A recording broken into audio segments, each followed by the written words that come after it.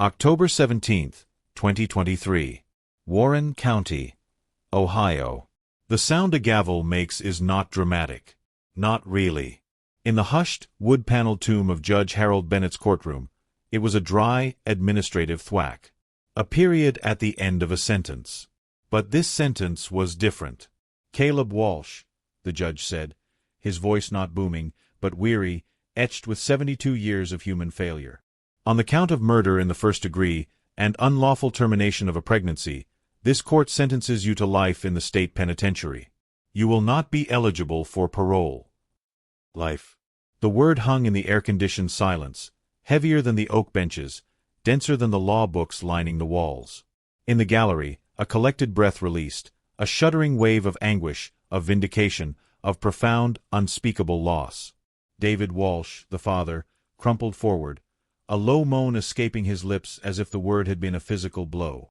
Flashes from the press row popped like silent lightning, freezing the moment in stark white. But you need to look at the boy. 14 years old. He stood at the defense table, swimming in a cheap, too-large blazer they'd bought for the trial. His hands, pale and delicate, rested calmly at his sides. He didn't flinch. He didn't look at his sobbing father. He didn't hang his head. He lifted his chin and stared directly at Judge Bennett. And on his face, there was no rage, no fear, no tears. There was cold, pure, bewildered contempt. It was the look a master chess player gives when a novice, through a laughable, idiotic mistake, accidentally takes his queen. It was an expression that said, "This is wrong. You have misunderstood the entire game." I want to ask you to do two quick things. First, if you're finding this story as compelling as I am, please hit that subscribe button so you never miss an episode. Second, drop a comment below and let me know where you're watching from. I love hearing from viewers all around the world. Because this is where our story begins. At the end. This is not a tale of a troubled youth. This is not about a child snapping under pressure. What you just witnessed was the final crashing collapse of an arrogant monster. A monster who lived in a bright, quiet house on Maple Drive. A monster who got straight A's, won science fairs, and could code algorithms most adults couldn't comprehend. A monster who believed, with every fiber of his brilliant, poisoned intellect, that he was untouchable. That he could commit the perfect crime. And he almost did. He killed his stepmother, Erin Walsh. She was 32 weeks pregnant. She was kind. She baked banana bread for the neighbors, taught third grade, and desperately wanted the shy, genius boy she'd married into to love her back. He killed her in the sun-drenched silence of a Tuesday morning while his father was away on a business trip. He did it not with a roar, but with a chilling, clinical precision. He treated it like a complex problem to be solved. And he solved it. His fatal flaw wasn't in his plan. It was in his psyche. His utter, consuming arrogance. He believed his mind elevated him above the messy, emotional concerns of other people. Above consequences. Above the law. He looked at a loving, pregnant woman and saw an obstacle. A variable to be deleted. This is the story of that deletion. But more importantly, this is the story of the invisible thread he missed. The one minuscule oversight that brilliant minds so often dismiss. It's the story of Detective Maya Cruz, who looked into the eyes of a grieving boy and saw a predator reflecting back. It's about a home's silent, digital memory, and a utility log that screamed the truth. We are going to dissect the perfect crime, piece by piece, from its conception in the dark logic of a child's mind to its unraveling in the stark light of this very courtroom. We will walk into the house on Maple Drive. You will smell the lemon-scented cleaner that masked a different scent. You will hear the hum of a computer fan where a murder was plotted like a school project. You will feel the gut punch of a father's discovery, and the slow, chilling dread of a detective's dawning certainty. This is a journey into the black box of a prodigy's mind. A mind that built a labyrinth to hide its guilt, only to get lost inside forever. So, sit back, listen closely, and ask yourself, if a 14-year-old boy can look at a life sentence without blinking, what was he seeing instead? The answer is more frightening than the crime. Let's rewind. Before the gavel, before the handcuffs, before the news vans. Let's go to where it all lived. Willow Creek, Ohio. Picture one of those suburbs that feels like a stock photo. Lawns so green they look spray-painted. Big, friendly trees. Minivans in driveways. The kind of place where you can hear kids laughing a block away, and the biggest crime is someone forgetting to bring their recycling bin in on time. And on the prettiest street, Maple Drive, sat the Walsh house. A white colonial with black shutters. A porch swing. Flower boxes under the front windows, bursting with pink petunias that Erin Walsh planted herself. This was Erin's world. Step inside with me for a moment. The first thing you'd notice was the smell. Not a fancy perfume smell, but a warm, comforting one. Lemon polish from the hardwood floors. The faint, sweet hint of vanilla from a candle she'd just blown out. And almost always, the smell of something baking. Cookies, usually. She believed in the magic of chocolate chips. Walk down the hall, and you'd pass the door to the nursery. It was almost finished. Soft yellow walls, a mobile of little felt stars waiting to spin. A bookshelf with classic titles. Goodnight Moon, The Very Hungry Caterpillar.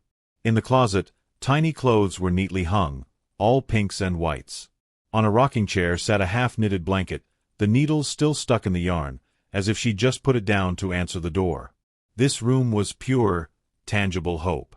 It was a room waiting for a little girl named Lily. Erin was the heart of this place. A third-grade teacher who still got genuinely excited about glitter and glue. She was the neighbor who'd bring you soup if you were sick.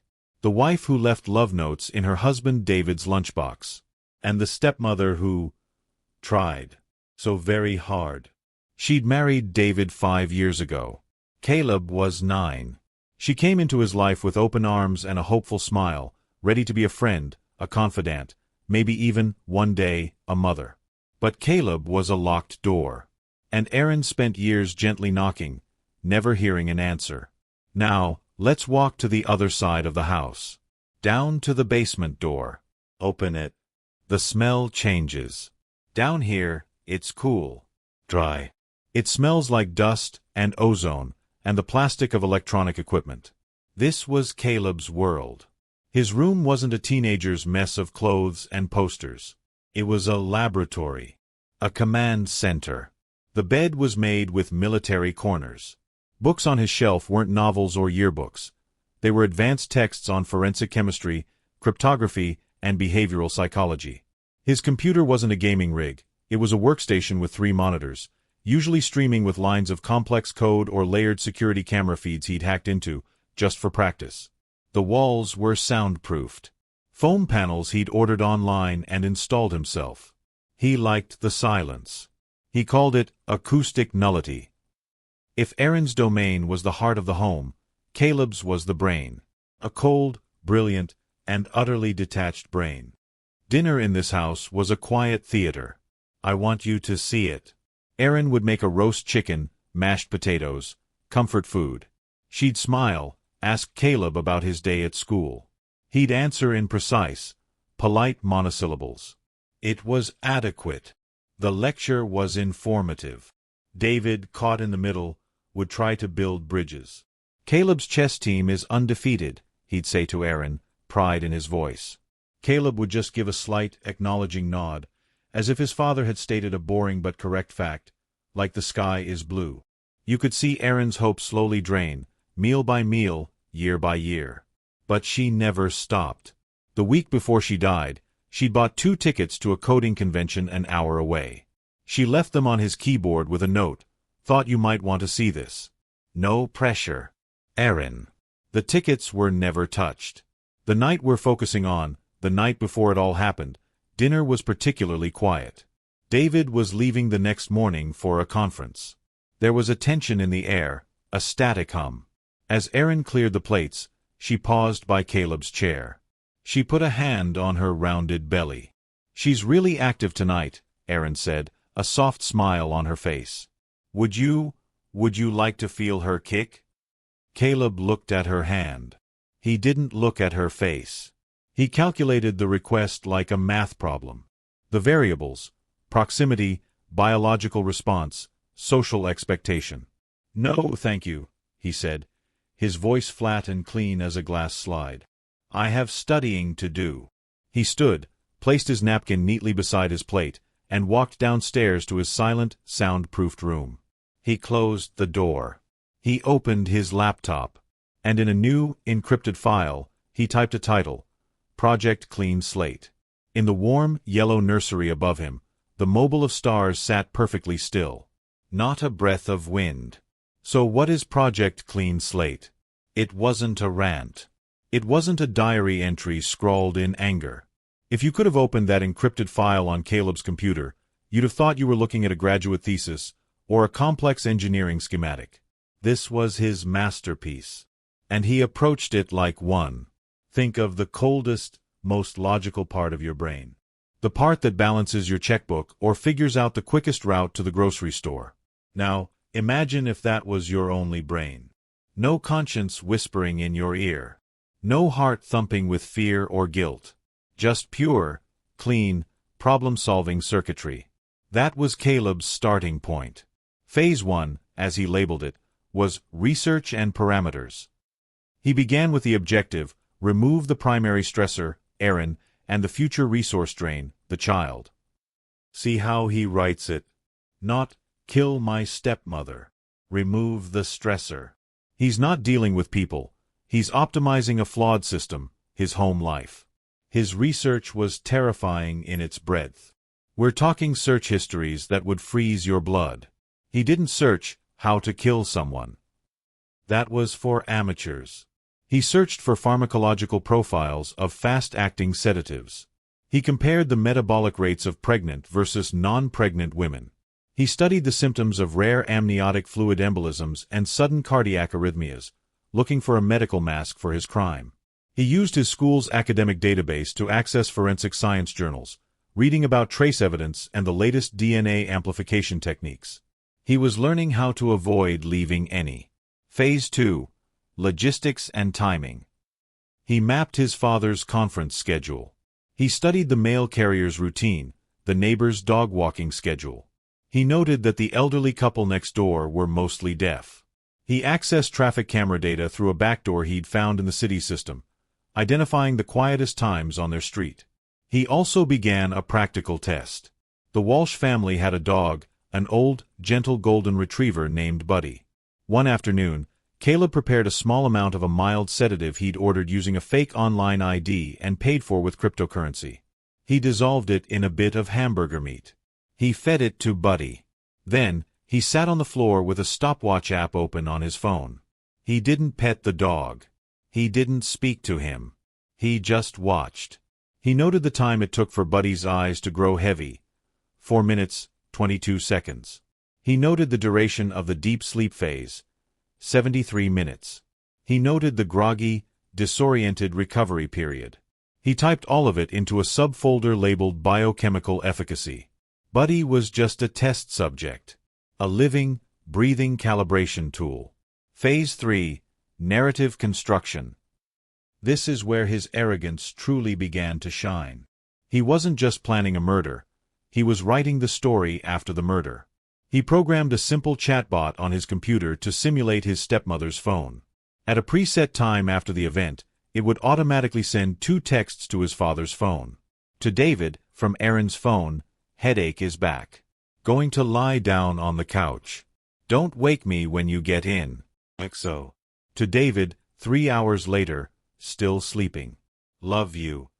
He was creating an alibi of time and presence. He'd be home, of course. The grieving stepson, who found her. But here's the thing about a mind this arrogant. It believes it has thought of everything. It views other people, especially adults, as less intelligent, less observant. It views the physical world as a series of systems to be controlled. And it makes one catastrophic mistake. It dismisses what it doesn't understand. Buried in his notes, under a section titled Post-Event Sanitization, was his plan for cleaning. He listed specific, industrial-grade chemical agents that break down organic matter. He noted he would need sustained hot water to properly dilute and flush them. And then, he wrote a single offhand line about the house's new smart water heater, which had been installed just months before. His note read, domestic appliance. Inert system. Logs usage by gallon for utility billing. Irrelevant. Irrelevant. That word is the key to everything. The water heater wasn't a threat to him. It was a dumb appliance. It didn't have a face. It didn't ask questions. It just heated water and kept a tiny, silent log of how much it used. Caleb understood the human heart was a weakness. He understood forensic science was a puzzle to be solved. But he could not conceive that a humble machine, clicking away in a basement, could bear witness. He closed the file that night. The plan was complete. Every variable accounted for. Every outcome predicted. In his mind, it was already a success. He had already won. The actual act? That was just a formality. The final keystroke in a perfect piece of code. Upstairs, asleep in her bed, Erin Walsh dreamed of nursery rhymes and baby showers. And between them, in the walls of the house, the silent, irrelevant machine waited, its digital memory clean and empty, ready to remember. The morning it happened was the kind of beautiful morning that makes you believe in good things. Tuesday. October sun pouring through the kitchen windows of the house on Maple Drive. The world outside was gold and red. David Walsh left early, just after 7 a.m. He gave Erin a lingering kiss goodbye, his hand on her belly. "Take it easy today," he said. "I'll call you after my first session." "We'll be right here," Erin smiled, patting her stomach. She turned to Caleb, who was silently eating oatmeal at the island. "You have chess club after school, right?" "Correct," Caleb said, without looking up from his phone, where he was likely reviewing his own plans. The front door closed. The house settled into its daytime silence. This was the moment. The first move. Erin busied herself, loading the dishwasher, wiping counters. Caleb watched her with the detached focus of a scientist observing a specimen. He noted her routine. At 8:15 a.m., she would always make a cup of herbal tea, raspberry leaf. She said it was good for the baby. At 8:14, Caleb moved. "I made you some tea," he said, his voice flat but not unfriendly. He placed the mug on the counter beside her.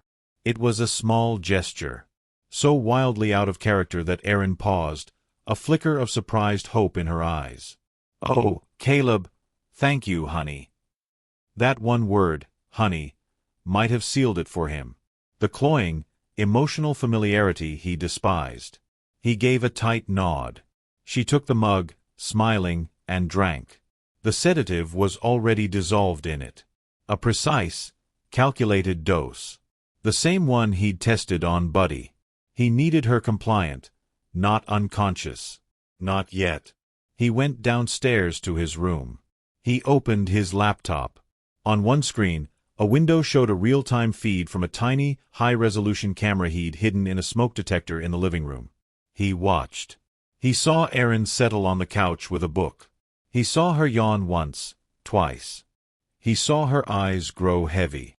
The book slipped from her fingers at 8:47 a.m. She was asleep, breathing deeply. He ascended the stairs, not with the nervous haste of a killer, but with the calm purpose of a technician going to perform maintenance. He carried a small, zippered case, the kind you might carry pencils in. In the living room, the sunlight streamed across Erin's sleeping form.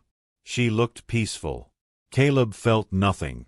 To him, she was already a logistical problem to be resolved. From his case, he took a pre-filled syringe. It contained a clear, lethal cocktail of synthetic drugs he'd compounded himself, designed to induce a sudden, catastrophic cardiac arrest. In a pregnant woman, it would look like a tragic, rare complication. A perfect medical mask.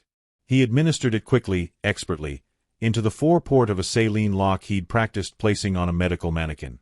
He'd learned the technique from online nursing tutorials. It was painless. She didn't stir. Then, he waited. He timed it.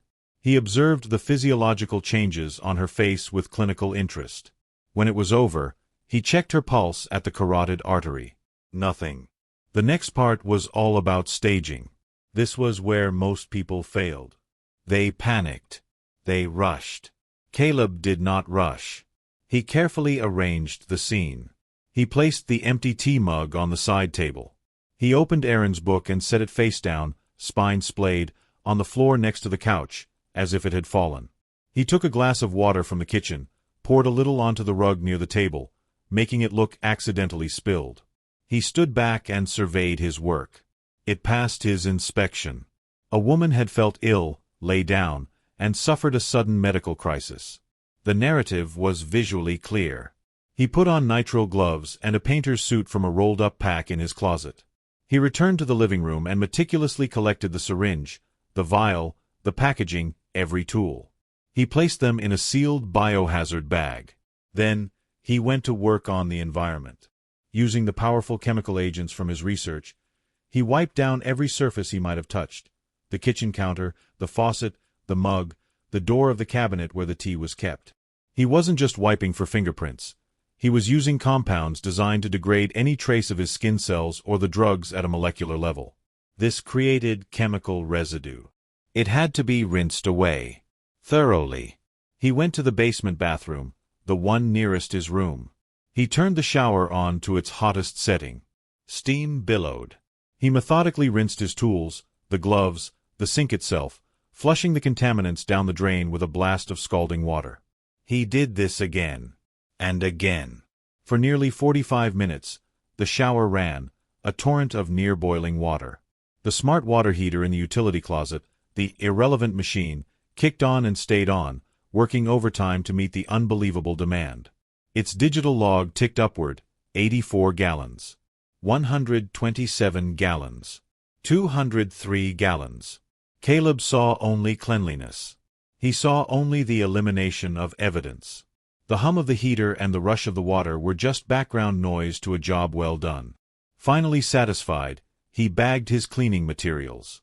He changed into his normal school clothes. He placed all the waste, the suit, the gloves, the bags, into his backpack. He would dispose of it in separate, distant dumpsters on his way to school. At 11:05 a.m., right on schedule, the chatbot on his computer activated. It sent the first text to his father's phone. "Headache is back.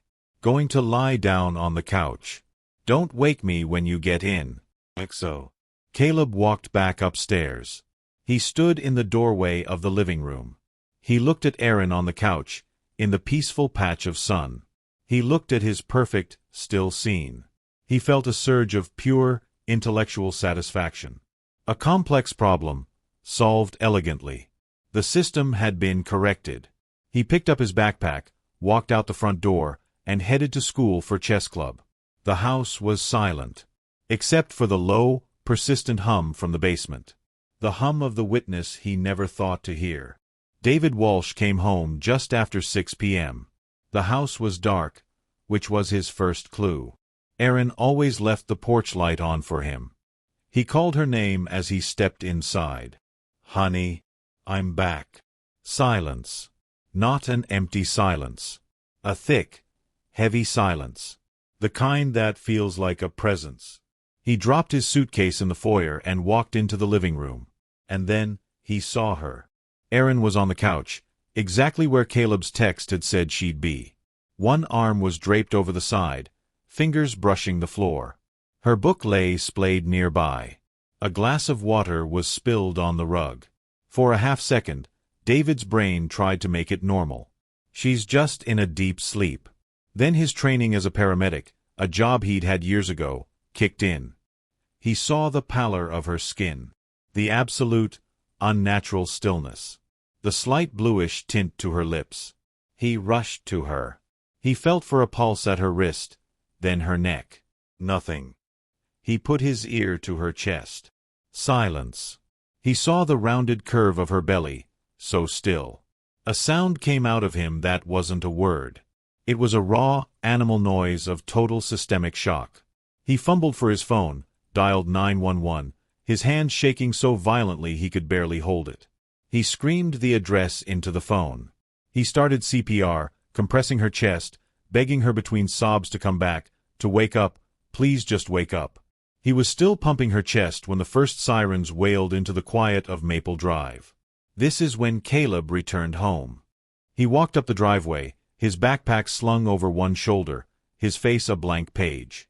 He saw the flashing red and blue lights painting the white siding of his house. He saw the paramedic truck, the police cruiser. He stopped. He tilted his head, as if processing a mildly interesting anomaly. Then, he deployed the performance. His backpack slid from his shoulder and hit the pavement with a thud. His eyes went wide.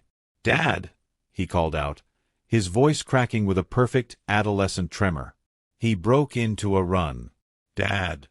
A police officer tried to stop him at the door. "Son, you can't go in there. That's my house. My stepmom is in there." Caleb cried, the tears already starting to well up and spill over. They were real tears. He'd practiced using menthol rub under his eyes to trigger the physical reaction. The emotion behind them was pure calculation. He burst into the living room. He took in the scene, his father sobbing on his knees beside the couch, a paramedic gently pulling him away, the sheet that was now being drawn over Aaron's face. Caleb's performance was a masterclass. He didn't just cry, he shattered. He fell to his knees. He rocked back and forth. He stammered questions. "What happened? Is she okay? She can't be," with a voice thick with snot and despair. He let a paramedic help him to a chair, where he sat, slumped, his face in his hands, his shoulders heaving with manufactured sobs. He was the perfect picture of tragic, boyish grief. But then, the first responders' questions started. A police detective arrived. Detective Maya Cruz. She had a calm face and eyes that missed nothing. She spoke to David first, getting the timeline. Then she knelt in front of Caleb's chair. Her voice was soft, professional. "Caleb, I'm so sorry. I know this is hard. Can you tell me what you saw when you got home?" Caleb lifted a tear-streaked face. He delivered his lines flawlessly. He'd come home from chess club, seen the lights, been terrified. He talked about how Aaron had a headache that morning, how she was tired. He even subtly offered a theory, his voice trembling. She'd been talking about swollen ankles. Could it have been her heart? Or something with the baby? He was doing what brilliant criminals do, not just providing an alibi, but gently steering the narrative. Detective Cruz listened. She nodded. She offered him a tissue. But as Caleb took it, their eyes met for just a second too long. And in that second, Cruz saw something. Behind the red-rimmed eyes, the quivering lip, there was a flatness, a watchful stillness, like a computer program running a grief.exe file, while the core processor just observed. It was a flicker, a ghost in the machine of his performance. Caleb saw her see it. He instantly broke the gaze, burying his face in his hands again with a fresh sob. But the seed was planted. In the chaos of that awful living room, surrounded by the smell of spilled water and despair, one person had looked at the devastated boy and felt a cold, professional chill. Detective Cruz stood up. She looked from the perfectly staged scene, the fallen book, the spilled glass, to the boy pretending to cry, to the hysterical, broken father. Her gut, the one that had solved a dozen homicides, twisted. The pieces fit a little too neatly. The grief sounded a little too rehearsed. Something was wrong in the house on Maple Drive. And it wasn't just the dead woman on the couch. Before we follow Detective Cruz down the rabbit hole, I need to pause. If this story is gripping you, if you're feeling that same chill down your spine that I did when I pieced this together, do me a solid. Hit that subscribe button and ring the bell. The investigation is about to take a turn so dark, you won't want to miss what happens when a prodigy's perfect plan meets a detective who reads people better than books. Now, back to Willow Creek. In the days that followed, Willow Creek did what small towns do. It wrapped its arms around David Walsh. Casseroles covered in tinfoil piled up on his porch. Cards flooded his mailbox. The story was a local tragedy. Young teacher, baby lost in sudden medical event. But in a quiet, boxy office at the Warren County Sheriff's Department, Detective Maya Cruz kept staring at a photograph. It wasn't a crime scene photo. It was a school picture of Caleb Walsh, pulled from the district's website. He wasn't smiling in it. He was just looking at the camera. His eyes were like two still pools of water. You couldn't see the bottom. That look she saw in his eyes the night Aaron died, that flat, observing stillness, it wouldn't leave her alone. Cops call it a hinky feeling. Something that doesn't sit right in your gut. And Cruz's gut was rarely wrong. The official report from the medical examiner's office was preliminary. Cause of death undetermined pending toxicology. Findings consistent with sudden cardiac event. In other words, nothing to see here. Just a horrible, natural tragedy. Cruz decided to be a thorn in everyone's side. She started a quiet, parallel review. She wasn't accusing anyone. She was just dotting I's and crossing T's. At least, that's what she told her sergeant. Her first visit was to the medical examiner, Dr. Arun Lee. His lab was cold and smelled of antiseptic and something faintly sweet. "Maya," he said, looking over his glasses at the persistent detective. "The tissue samples are at the state lab. Toxicology takes weeks. There's no visible trauma. What am I looking for?" "I don't know," Cruz admitted. "But run the full panel. Not just the standard drugs of abuse. I want you to look for exotic stuff. Pharmaceuticals, synthetics, botanical alkaloids. The weird shelf." Dr. Lee sighed but nodded. He'd worked with Cruz long enough. When she got this look, she was like a dog with a bone. Next, she went back to the neighborhood. She didn't re-interview the grieving husband. She walked the block. She talked to the elderly, deaf couple next door. They'd seen nothing, heard nothing. She talked to a neighbor across the street, a stay-at-home mom named Lisa. "It was so quiet that day," Lisa said. "The only thing I remember is seeing their son come home from school. He walked right up the driveway with his backpack. He saw all the commotion and just stopped. It was strange." "Strange how?" Cruz asked. Lisa struggled to put it into words. "He didn't run. He just stood there for a few seconds, like he was loading. Then he started crying. Loading. Like a computer program executing. Then, Cruz got a call from David Walsh himself. His voice was hollow, drained. "Detective, it's probably nothing.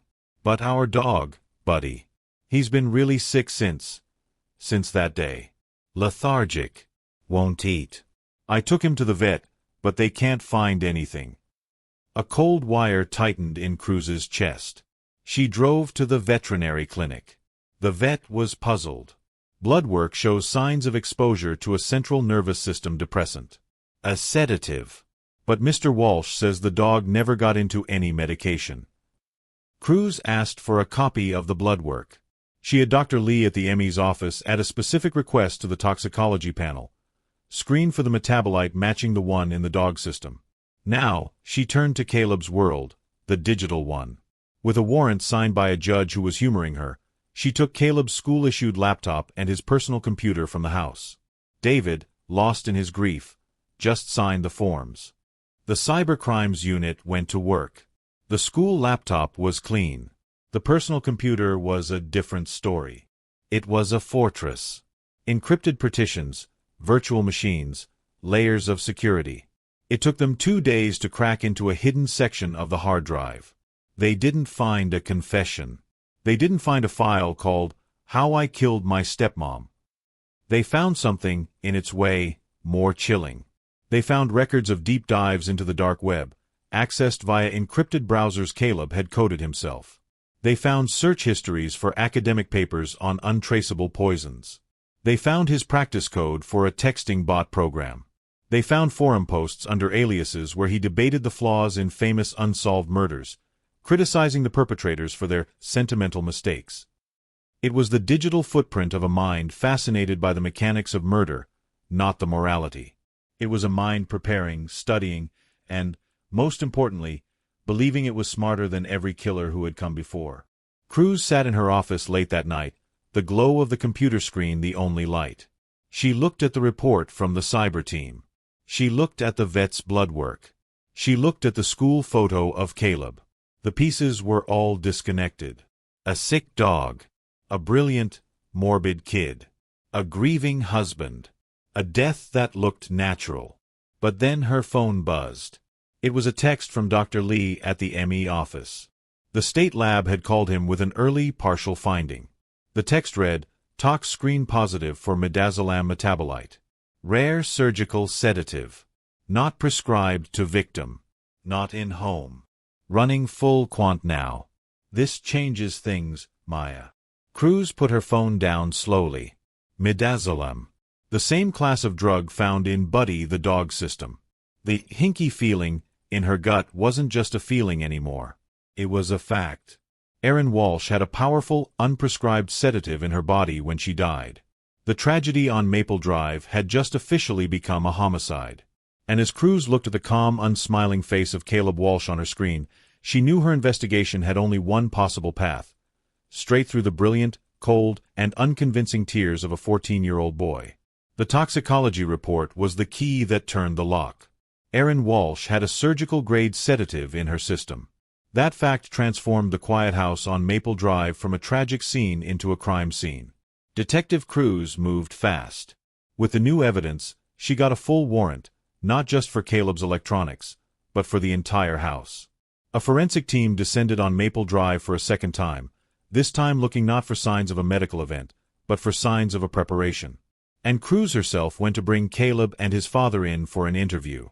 Not an arrest. An interview. David Walsh was shattered, confused. He sat in the stark beige interview room at the sheriff's office, looking 10 years older. A sedative? How? Why? Erin wouldn't. She was so careful with the pregnancy. Caleb sat beside him, perfectly still. He wore a clean polo shirt and jeans. His hands were folded on the table.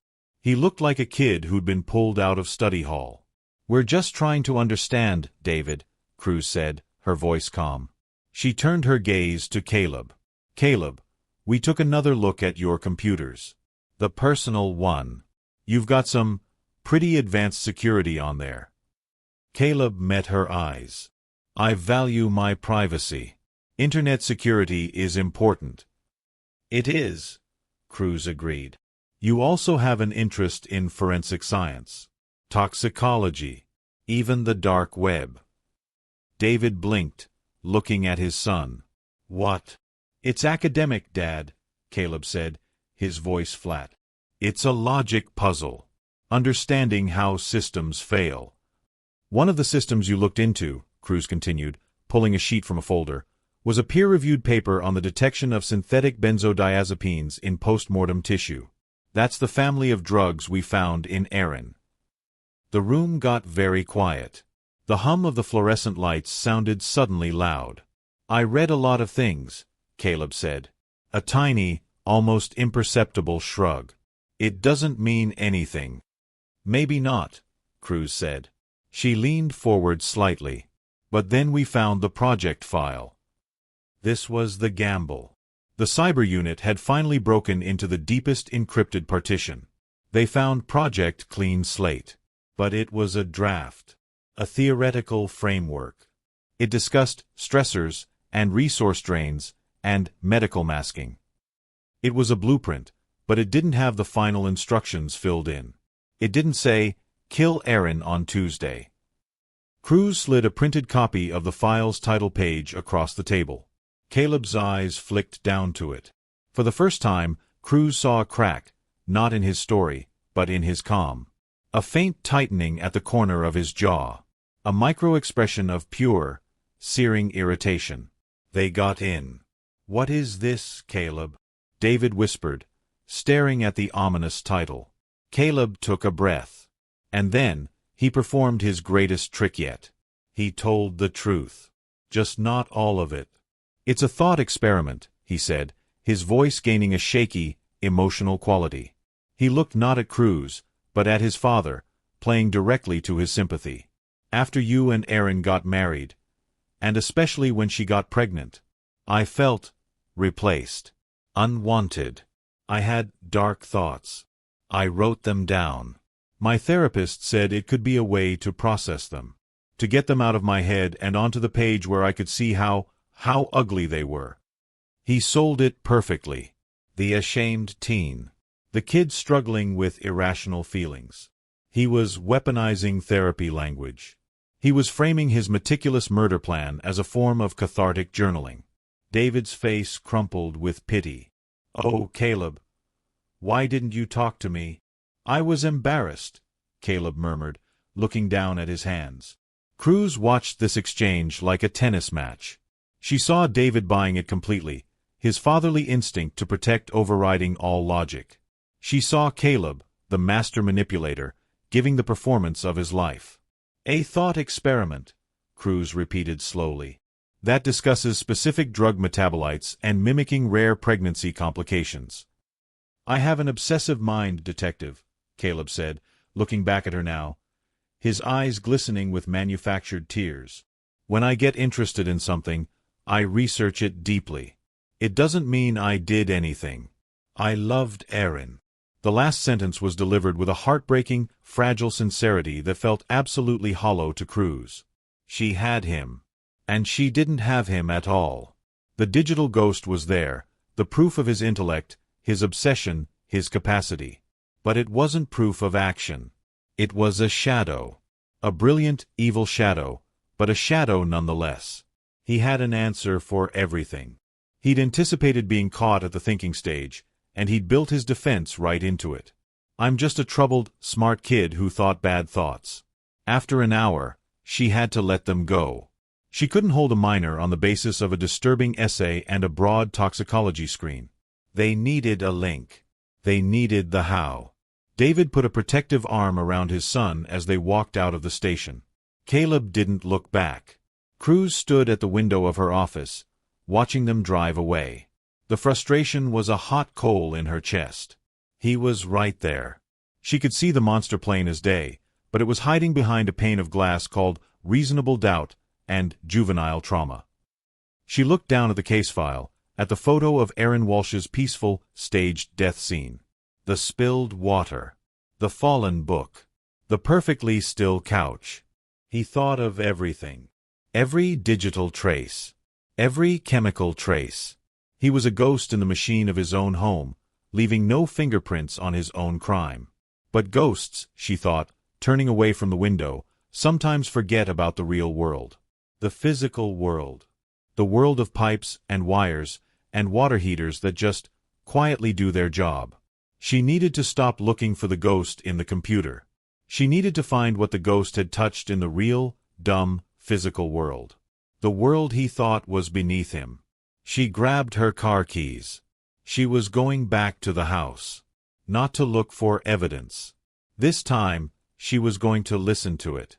Detective Cruz went back to the house on Maple Drive alone. The forensic teams were gone. David Walsh was staying with his brother. The place had been released back to the family, but it sat empty, a beautiful shell holding a terrible silence. She didn't turn on the lights.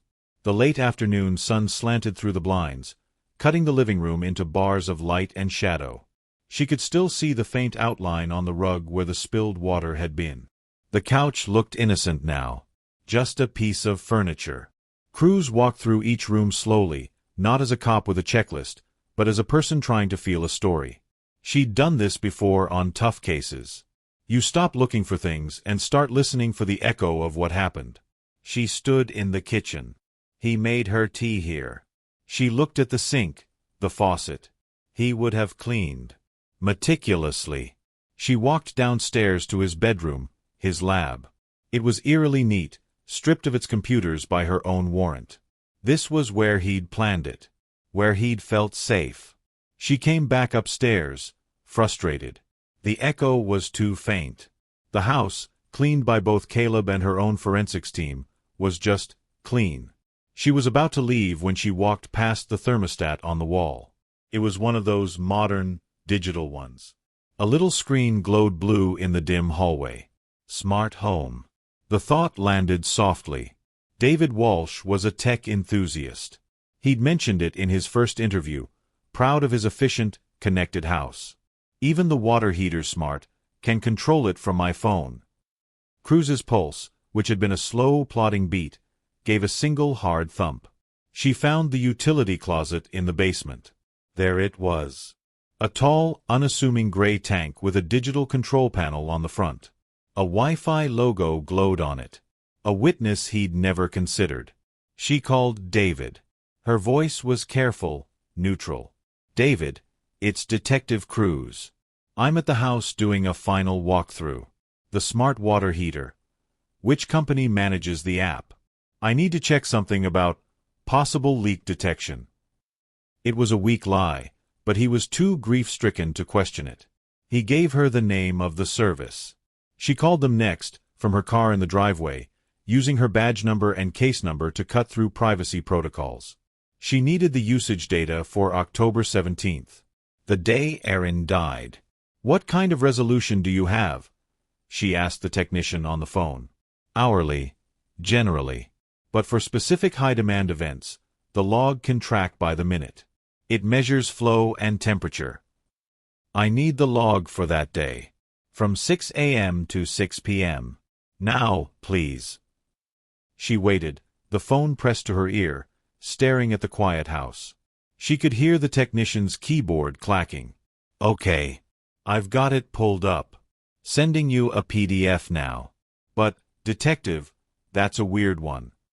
Weird how? The baseline usage is normal. A few gallons here and there for washing hands, a dishwasher cycle. Then, look at 11:15 a.m. He whistled softly. There's a sustained draw. Massive. It runs for 43 minutes straight. Peak temperature setting. We're talking over 200 gallons of near-boiling water in less than an hour. That's like running multiple showers and filling a jacuzzi at the same time. Did they have a party? A huge leak. Cruz's breath caught in her throat. 11:15 a.m. The heart of the murder window. After Erin was gone, but before Caleb left for school. During the sanitization phase. No, Cruz said, her voice tight. No party. Can you tell where in the house the water was flowing to? The main outlet for that volume would be the basement plumbing stack. So, a basement sink, or more likely, a shower or tub down there. The basement bathroom. The shower Caleb used to rinse away the evidence. Thank you, Cruz said, her voice barely a whisper. She hung up. The PDF arrived on her phone. She opened it. It was a simple graph. A gently wiggling line for the early morning. Then, at 11:15, the line didn't just spike. It went vertical. It looked like a skyscraper on the flat plane of the graph. It held that impossible peak for a solid block of time, then dropped straight down to zero. 212 gallons of scalding water. Cruz leaned her head back against the car seat. A slow, cold smile touched her lips, one with no warmth in it. This was it. The arrogant oversight. Caleb had thought of everything digital, everything chemical, everything forensic. He'd written off the water heater as a dumb appliance. An inert system. He was too brilliant to consider that a simple machine, doing its simple job, could keep a perfect, unshakable, time-stamped diary of his crime. The ghost in the machine had been clever. But the machine itself had kept receipts.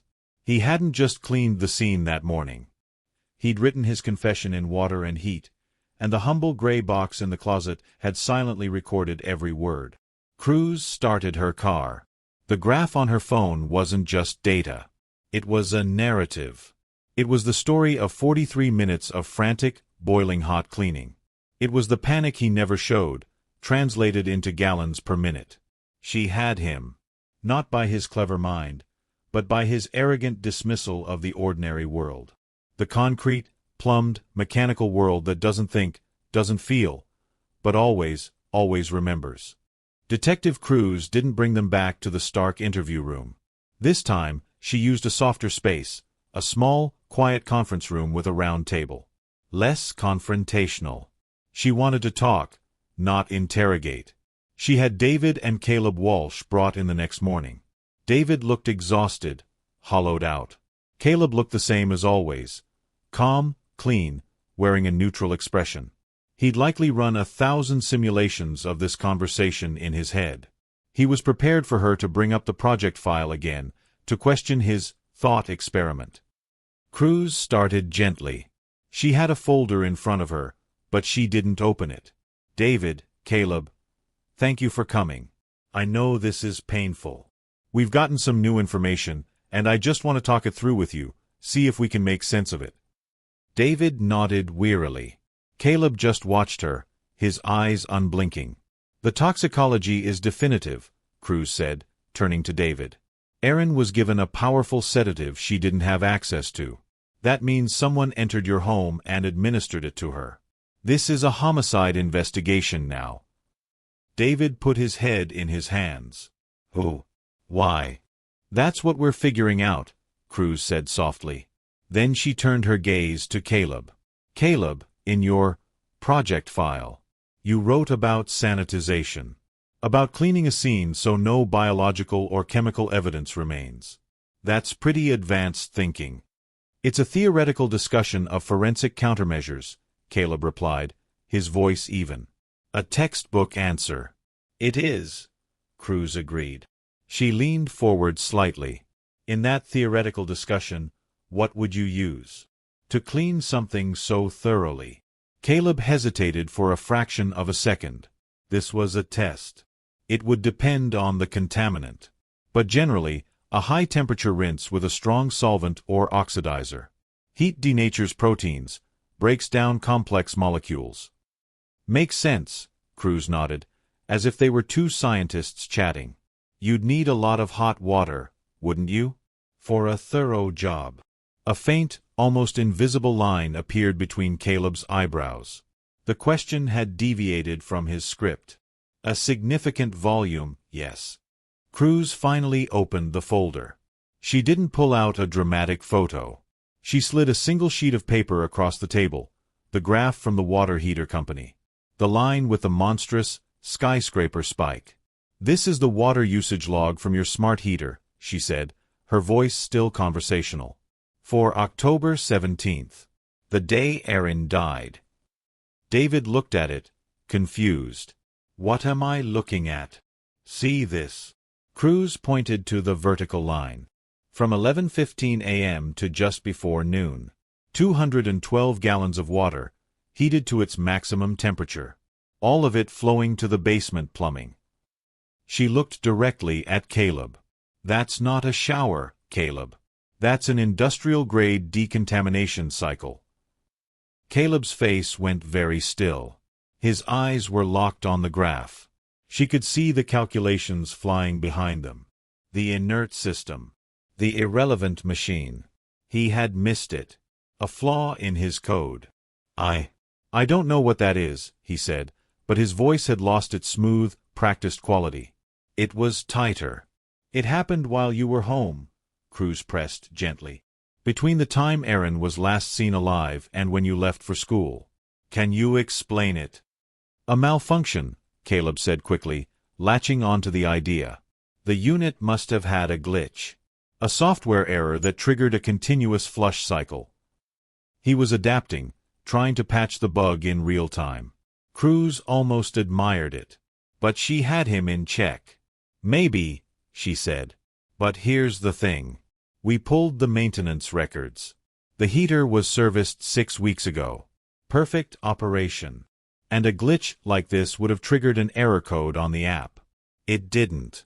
The system registered it as normal, high-demand usage. Someone manually, physically turned on a hot water faucet downstairs and left it running. 4:43 minutes. The room was silent. The hum of the air conditioner seemed loud. Cruz went in for the final move. She kept her voice low, almost sympathetic. Caleb, in your file, you wrote about using compound X34B as a theoretical cleaning agent. You cited its high solubility in near-boiling water. It was a bluff. The file had mentioned a class of compounds, not that specific code. But she said it with absolute certainty. And Caleb took the bait. His intellectual pride, his arrogance in his own perfect plan, overrode his caution. He couldn't let her misrepresent his work. It's not X34B, he corrected her, a hint of disdain in his tone. The compound I referenced was a chlorinated oxidizer. 34B degrades above 90 degrees Celsius. The optimal range for the theoretical compound is 85 to 87 Celsius. You'd lose efficacy with boiling water. He stopped talking. The words hung in the air. The optimal range. My compound. He hadn't said, the theoretical compound. He'd said, my. The change in the room was instant and electric. David slowly lifted his head from his hands. He was looking at his son, but it was a new kind of looking. It was the slow, horrifying process of a puzzle piece rotating, showing a picture he'd never seen before. Cruz didn't smile. She didn't accuse. She just let the silence do the work. Caleb realized his mistake. He saw his father's face, the dawning, awful comprehension. He saw Detective Cruz, who was no longer a confused adult to be manipulated, but a player who had just matched him move for move. His own mind had been his trap. His need to be the smartest person in the room, to have the most correct answer, had led him to correct her. And in doing so, he'd revealed a truth no amount of acting could conceal. He wasn't talking about a theory. He was talking about his method. Caleb. David's voice was a broken thing. What did you do? Caleb didn't answer his father. He just stared at Detective Cruz, his earlier calm replaced by a cold, focused rage. It wasn't the anger of a caught child. It was the fury of a master who has just lost a game to an opponent he considered beneath him. The chess match was over. And Caleb Walsh, in his final, arrogant move, had checkmated himself. For a long moment, there was no sound in the small conference room except for David Walsh's ragged breathing. He was staring at his son as if seeing a stranger. A dangerous, coiled stranger who had been living in his house. Caleb didn't look at him. He was locked in a silent staring contest with Detective Cruz. The cold fury in his eyes had cooled into something else, a flat, analytical assessment. The game had changed. The grieving stepson character was no longer viable. He needed a new strategy. He didn't cry. He didn't break down. He didn't say, I'm sorry. He straightened up in his chair, his posture becoming rigid, precise. You're focusing on the wrong variable, he said, his voice devoid of all its previous fake emotion. It was pure, clean data stream now. David made a choked sound. Caleb, what are you saying? Caleb ignored him, speaking directly to Cruz, as if she were the only worthy opponent in the room. The water heater data is an anomaly. I didn't account for its logging resolution. A marginal error. But it doesn't prove intent. Only activity. Caleb, stop talking, David pleaded, his voice trembling. But Caleb couldn't stop. His intellect, his pride, had been challenged. He had to explain. He had to make them understand the elegance of it. This wasn't a confession of guilt. It was a lecture. She was a destabilizing element, Caleb stated, his eyes on Cruz. From the moment she entered the system. Her emotional output was irrational. It clouded my father's judgment. It demanded resources, time, attention, money. The pregnancy was a recursive error. A new process that would drain system capacity indefinitely. David made a sound like he'd been punched. System, process. That was Erin. That was your sister. Caleb finally flicked his gaze to his father. There was no love there. No hate, either.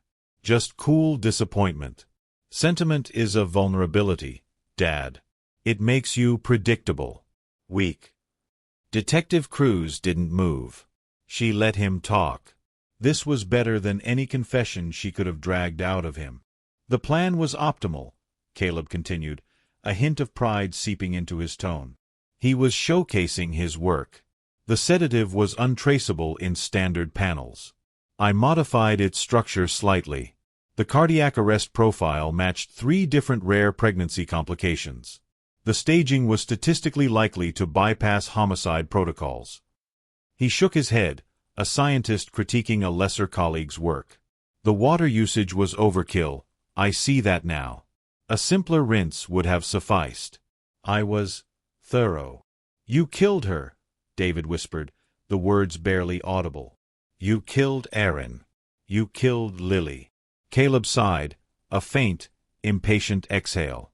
"I removed a primary stressor and a future resource drain. I corrected the system." That word, corrected, hung in the air. It was the most terrifying word he'd said yet. In his mind, he hadn't committed a monstrous act. He'd performed a necessary upgrade. A bug fix. Detective Cruz slowly reached for the recording device she had running on the table. She clicked it off. The soft red light went dark. The official part was over. Now, it was just human wreckage. "Caleb Walsh," she said, her voice firm but not loud. "You are under arrest for the murder of Aaron Walsh and the unlawful termination of her pregnancy. You have the right to remain silent." As she recited the Miranda rights, Caleb listened politely, as if being informed of a minor policy change. He stood up when she told him to. He offered his hands behind his back for the handcuffs without being asked. The metal clicked around his thin wrists, a shocking, final sound. It was only then, as Cruz led him to the door, that he paused and looked back at his father one last time. David was sobbing, his body shaking, his world in ashes at his feet. Caleb's face showed a flicker of something. Not remorse. It was confusion. Pure, logical confusion. He couldn't process why his father was malfunctioning so badly. The system was now more efficient. The obstructive elements were gone. Why wasn't he pleased? "You'll see," Caleb said to him, his voice eerily calm. "It's more efficient this way." Then he turned and walked out, guided by Detective Cruz, into the bright, normal hallway of the sheriff's office. He walked past deputies with their coffee, past a janitor pushing a mop bucket. They all stopped and stared at the small, cuffed boy with the emotionless face. Outside, the word was already spreading through Willow Creek. The casseroles stopped coming. The cards of sympathy were replaced by a ringing, horrified silence. The monster in their midst hadn't been a stranger. He hadn't been a shadowy adult. He was the quiet boy next door. The genius. And he'd confessed without a single tear of guilt. Only with the cold, pristine pride of an engineer who believes he's just built a better mousetrap. The arrest of a 14-year-old for the premeditated murder of his pregnant stepmother didn't just make news. It split the world into two angry, shouting sides. In one corner, you had the public, the media, the folks listening to the leaked details of Caleb's confession. Their verdict was swift. Monster. A cold-blooded killer. Lock him up and throw away the key. The phrase, "born evil," got used a lot. In the other corner, you had a vocal group of defense attorneys, child advocates, and some psychologists. Their argument was more complicated. A child. A profoundly disturbed, emotionally broken child. A product of trauma, of a mind that fractured under the pressure of his father's remarriage. He needed treatment, not a life sentence. The legal system had to decide which one he was.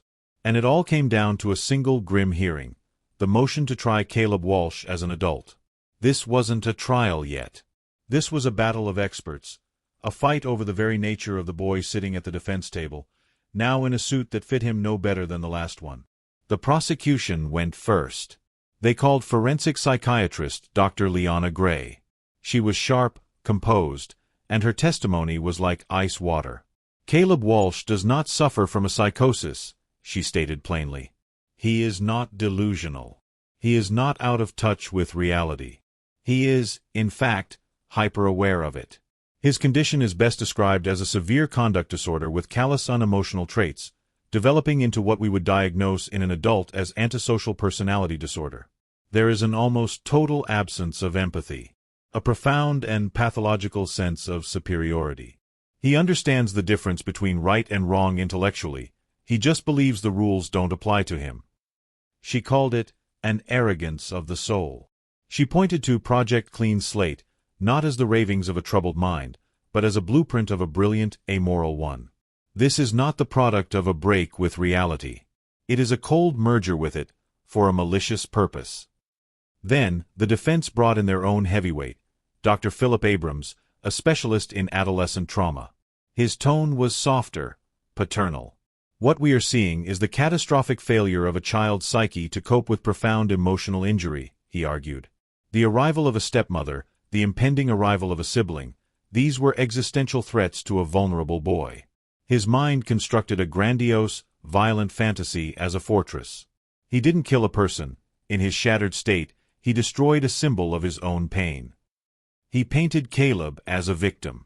A little boy who never learned to connect, who turned his immense intellect inward and built a nightmare. Trying him as an adult, Dr. Abrams pleaded, is to give up on him. And society must never give up on a child. For days, the arguments volleyed back and forth. Broken child versus born predator. Nature versus nurture. But the turning point didn't come from the experts. It came from Caleb himself.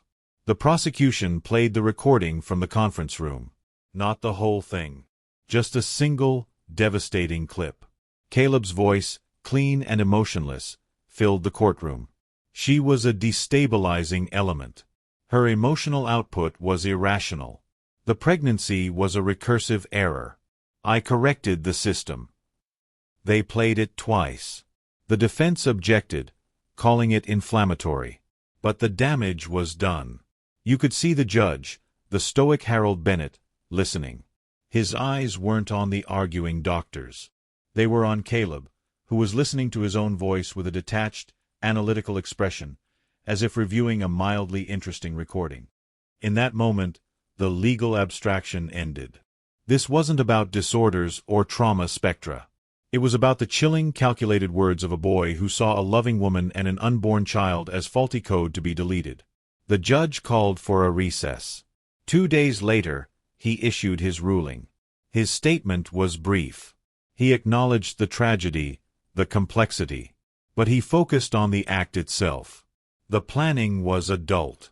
The execution was adult. The sophistication was adult. The utter lack of remorse is profoundly adult. The law recognizes that some crimes are so heinous, and some perpetrators so aware, that chronological age becomes irrelevant. He granted the motion. Caleb Walsh would be tried in adult court. He would face life in prison. The gavel fell. The question posed by the chapter's title, The Question of a Soul, had received its answer from the bench. Not a theological one, but a legal, pragmatic one. The court's answer was this: it doesn't matter if he has a soul or not. He has the mind of a killer. And the law would treat it accordingly. The trial for his life could now begin. The trial was less a drama and more a clinical autopsy. A slow, meticulous dissection of a perfect crime, laid bare under the fluorescent lights of a packed courtroom. The state's case was a steamroller of cold facts. They didn't need to paint Caleb as a monster. They just had to show the jury his work. They started with the foundation, Erin Walsh. They showed pictures of her smiling, of her classroom, of the yellow nursery. They put David on the stand, and his quiet, shattered testimony about finding her was so profoundly sad it felt like the oxygen left the room. The jury didn't just hear it, they felt the void she left behind. Then, the prosecutors methodically built Caleb's world around that void. They entered Project Clean Slate into evidence. They walked the jury through it line by line. The searches for untraceable drugs. The notes on cardiac symptoms. The dog, Buddy's, blood work showing sedation. It was like watching someone assemble a deadly IKEA furniture set, piece by sinister piece. But the star witness wasn't a piece of paper. It was Detective Maya Cruz. She took the stand and she didn't talk about feelings or hunches. She talked about data. She described the silent house, the too clean scene. And then she got to the water heater. She used simple, clear language. He thought of everything a smart person would think of. Digital footprints, chemicals, alibis. He forgot about the dumb stuff. The stuff that just works. She displayed the graph with the monstrous spike. 212 gallons of near-boiling water, in 43 minutes, in the middle of a weekday. That's not a leak. That's a confession written in steam. She saved the recording for last. The clip from the conference room. Caleb's voice, cool and clear, filled the silent courtroom. I corrected the system. When she stepped down, The state's case wasn't just strong. It felt airtight, immovable. Caleb, at the defense table, took notes on a legal pad, his expression one of mild academic interest. His defense team had only one shaky leg to stand on: his age, and the argument that this was all a horrific fantasy turned real. They tried. They called experts to talk about adolescent brain development, about dissociation. But it felt thin, like trying to cover a cannonball hole with a piece of tissue paper. Then, against the urgent whispered advice of his own lawyers, Caleb Walsh decided to testify. You could feel the whole room lean forward. This was the moment. The prodigy would explain himself. He took the oath, his voice flat. He sat in the witness box, looking younger and smaller than ever. The prosecutor approached him, not with aggression, but with the careful respect you'd show a dangerous animal. At first, Caleb was masterful. He answered questions about his research with the clarity of a professor. He explained encryption, metabolic pathways, forensic countermeasures. He was impressive, even awe-inspiring. For a moment, you could see the brilliant child the defense wanted the jury to see. But the prosecutor was leading him somewhere. Gently, she guided him away from the how and toward the why. "Caleb," she asked, her voice almost friendly. "In your planning, you referred to Aaron's unborn daughter as a future resource drain. Can you explain what you meant by that?" Caleb adjusted his glasses. "It's a term from systems management. A process that consumes system resources, time, attention, financial output, without a corresponding return in efficiency. The baby would have demanded significant, prolonged investment." A juror in the front row, a grandmotherly woman, put a hand over her mouth. "And Aaron," the prosecutor continued, "what was she, in your systems analysis?" "The primary stressor," Caleb replied, as if it were obvious. "An illogical, emotional variable that introduced chaos into a previously stable environment." "So, to be clear," the prosecutor said, pausing for effect, "you didn't kill your stepmother and your unborn sister out of rage, or jealousy, or fear." Caleb gave a slight, dismissive shake of his head. "Emotional motivations are inefficient. I acted to restore system stability. It was a logical decision." The prosecutor let those words hang. Then she picked up a photograph from the evidence table. It was an ultrasound image, the grainy, black-and-white profile of baby Lily.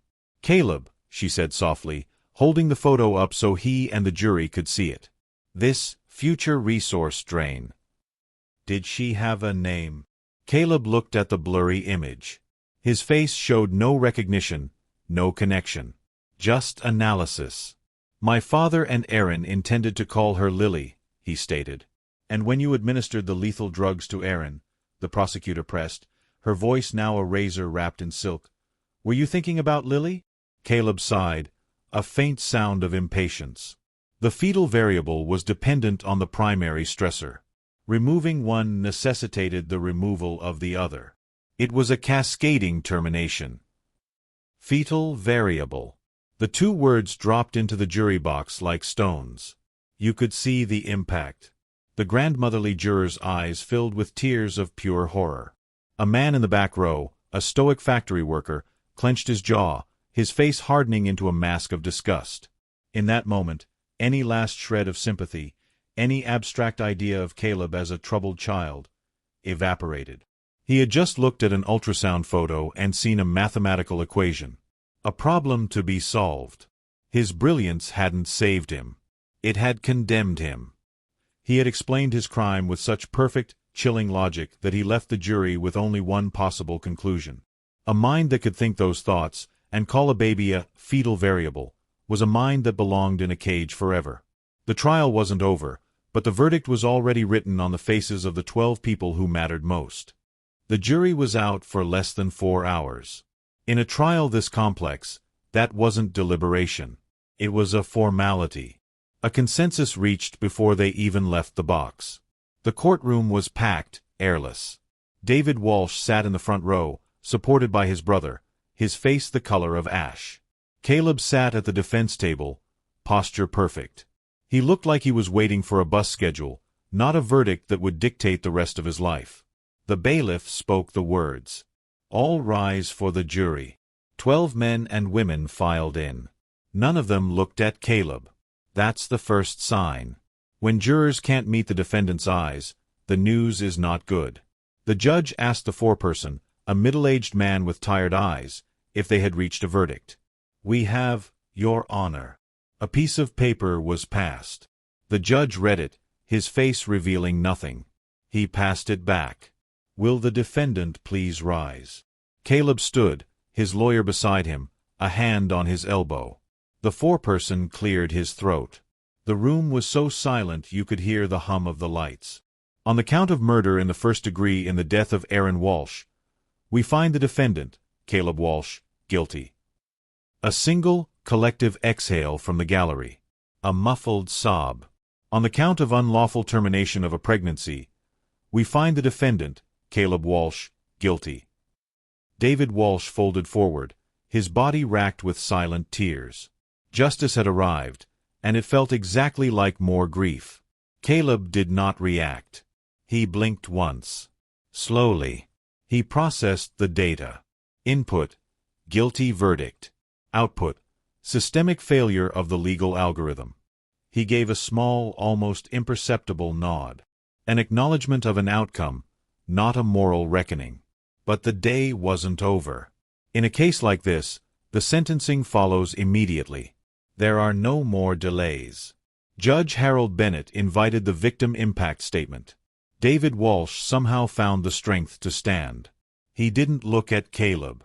He looked at the judge, his voice broken but clear. My wife baked bread, he began, a simple, devastating fact. She made a home. She loved a boy who was not her own, every single day. And my daughter, Lily, never got to take a breath. I had a family. Now I have a headstone and a silence so loud it's driving me insane. He didn't just take their lives. He took my world. And he doesn't even know what that means. Then, it was the judge's turn. He looked at Caleb, not with anger, but with a profound, weary sadness. Caleb Walsh, he began. For weeks, we have heard experts debate what you are. A child, a monster, a broken psyche. I have listened. But my duty is not to diagnose you. It is to sentence you. He leaned forward, his voice gaining a gravelly power. You spoke of systems, of variables, of efficiency. You displayed a brilliance that could have lit up the world. Instead, you used it to snuff out 2 lights. You looked at human beings and saw problems to be solved. You treated life as a glitch. Caleb was listening now, intently. This was a new logic to analyze. The most terrifying thing, Judge Bennett continued, is not your intelligence. It is the void where your conscience should be. A soul is not a fact to be proven in court. But its absence is a darkness this court cannot ignore. You are a danger not because of what you feel, but because of what you do not feel. And that danger does not expire when you turn 18. He picked up the sentencing order. You committed the ultimate betrayal in the one place every child should be safe, their own home. Therefore, this court sentences you to the maximum penalty allowed by law, for both crimes, to be served consecutively. He took a final breath, his eyes locked on the boy. You are hereby sentenced to life in the state penitentiary, without the possibility of parole. Whack. The gavel fell. The same dry, final sound from the very beginning of our story. This time, Caleb reacted. His head jerked slightly, as if from a sudden, physical shock. His eyes, usually scanning and calculating, went wide and still. He wasn't seeing the courtroom anymore. He was looking into the sheer, endless tunnel of forever. For the first time, he wasn't the brilliant architect of a system. He was a variable that had just been permanently deleted. The void he carried inside him had just been mirrored by the void of a life sentence. He didn't cry. He didn't rage. He just stared into the abyss his own mind had created. The perfect, arrogant monster had finally encountered a problem he couldn't solve. An infinite prison, built brick by brick from his own flawless, horrifying logic. So what happens after the gavel falls? After the news vans pack up and the world moves on to the next tragedy? Let me tell you what's left in the quiet. David Walsh sold the house on Maple Drive. He couldn't walk past the nursery door, couldn't stand the smell of the kitchen. He moved to a different state, to a small apartment with no memories in the walls. He goes to therapy twice a week. He tries to rebuild a life from the rubble, but some structures, once demolished, can never be rebuilt. He is a man living in the permanent aftershock of an earthquake. Willow Creek officially changed the name of its street. It's now called Lily Lane. A quiet, living memorial. The neighbors on that block still don't make eye contact when they talk about it. The town's perfect, postcard image has a permanent crack running right through its center. Detective Maya Cruz got a promotion. She also keeps a single photo in her desk drawer. It's not of Caleb. It's of Erin Walsh, smiling in her classroom. Cruz looks at it on tough days. It reminds her why the hinky feeling is worth following, all the way down to the last drop of data. And Caleb? Caleb Walsh, inmate number 78432, resides in a maximum security facility in Ohio, in a special wing for the violently mentally ill. He is, by all accounts, a model prisoner. He follows every rule. He causes no trouble. He spends his days in the prison library, when allowed, or in his cell. He writes complex algorithms on stacks of legal paper, trading models, compression code, theoretical physics. He mails them to university mathematics departments, unsolicited. They are works of stunning, useless genius. They go nowhere. He receives no replies. He has refused all psychological counseling. In his one and only evaluation, he told the psychiatrist, "You are attempting to debug a system that is operating exactly as designed. Your diagnostic tools are irrelevant." He shows no remorse.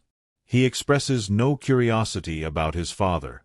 He exists in a state of perpetual, sterile calculation. The prison is not a punishment to him. It is an inefficient server hosting his mind. His only frustration, as reported by a guard, is the slow internet connection during his allotted computer time. The brilliant, arrogant monster got exactly what his logic demanded, a perfectly predictable, perfectly confined existence. A system with no variables, no stressors, no surprises. And in a storage unit 2 states away, in a box David Walsh couldn't bear to open, a mobile of little felt stars sits in the dark, forever still. While in a brightly lit cell, a young man's boundless mind runs in circles, forever chasing its own tail, in a cage it built for itself. That is the aftermath. No grand redemption.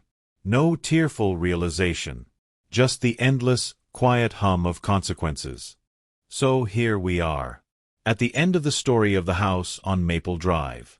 We followed a mind of breathtaking brilliance down a path of absolute darkness. Caleb Walsh had every gift the world values. Intelligence, focus, precision. But he was missing the one thing that makes those gifts human. A heart. A conscience. He saw people as equations and love as a software bug. His fatal flaw wasn't in his plan. It was in his mirror. When he looked at himself, all he saw was a genius. He never saw a son, a stepson, a brother. Those were just titles, roles to be optimized.